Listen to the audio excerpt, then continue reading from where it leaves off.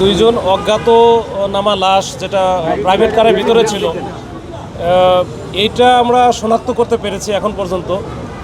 দুইজনের বাড়ি হচ্ছে নোয়াখালীর চাটখিলে। তো এইটা আমরা মূলত পাইছি হচ্ছে এই গাড়ির যে নাম্বার প্লেট ছিল ওখান থেকে আমরা মালিককে খুঁজে বের করেছি। মালিকের বাড়িও হচ্ছে চাটখিলে বাড়ি। তো মালিকের কাছ থেকে মালিক হচ্ছে এখন চাটখিলে আছে, তার সাথে কথা হয়েছে, সে আসতেছে। তো এইখানে মূলত গাড়িটা এখানে আসে যে এই সিরাজুল ইসলাম মেডিকেল কলেজে আসে গতকালকে ভোরে 5:30 দিকে। হ্যাঁ, এখানে আসার পরে এরা প্রথমে দুইজন এখানে নামি, আর ড্রাইভার হচ্ছে নিয়ে চলে যায় ভিতরে একবারে বেসমেন্টের যেটা যে পার্কিংয়ের জায়গা। তো ওইখানে নিয়ে চলে যায়, দুইজন এখানে কথা বলে মালিক হচ্ছে এখান থেকে, ওই মালিকও আসছিল, সে এখান থেকে আবার বের হয়ে চলে যায়। আর সাথে যে ছিল ওর নাম মিজান, এই মিজান আবার ওই গাড়িতেই চলে যায়, গাড়ির উপরে ওইখানে গাড়িতে চলে যায়।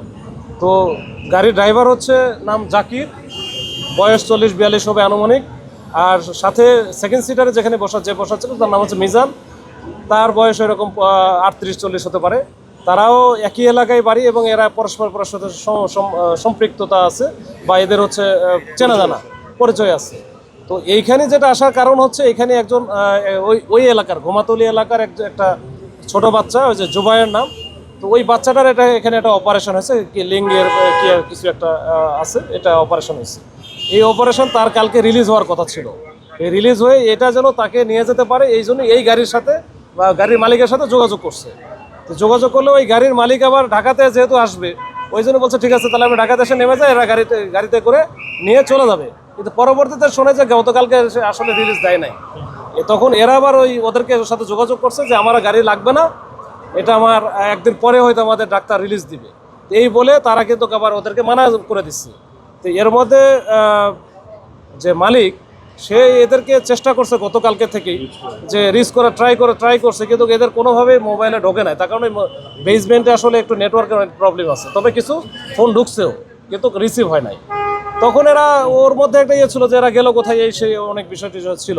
আজকে আমরা যখন জানলাম, যখন ফোন দিয়েছি, তখন সে বললো যে আমি কাল থেকে তো ট্রাই করতেছি, ওরা তো পাচ্ছিলাম না। এই হচ্ছে বিষয়।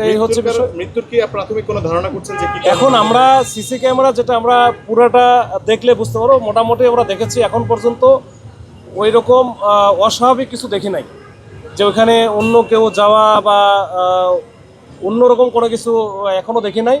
তবে আমাদের এখন অনেক বিষয় বাকি আছে, এগুলো আমরা আসলে মিলাইতেছি। থরলি একটা ইনভেস্টিগেশন করতে হবে আমাদের, করার পরে আমরা বুঝতে পারবো এই দুইটা এই ঘটনাটা কেমনি কিভাবে ঘটলো, এটা আসলে তারপরে বুঝতে পারবো। আর পোস্টমর্টম রিপোর্ট তো আমাদের লাগবেই। আপাতত আমরা পাই না, তার কারণ এটা হচ্ছে তোমার প্রায় 32 ঘন্টার মতো এখানে ছিল, মানে গাড়িতে ছিল। আর বেসমেন্টে তো অনেক গরম, আর যখন গাড়িটা লক করা থাকে, কোনো এসি থাকে না, তখন তো অস্বাভাবিক গরম থাকে। এইটার কারণে আমার মনে হয় যে লাশটা 3-4 দিন পরে যে অবস্থা হওয়ার কথা ছিল, সেটা মোটামুটি 1 দিন বা 1.5 দিন পরেই কিন্তু তার এই অবস্থা হয়েছে। ওই জন্য আসলে ইঞ্জুরিটা ঢাকা মেডিকেলে নিয়ে যাওয়া হয়েছে। এটা ঢাকা মেডিকেলে, হ্যাঁ।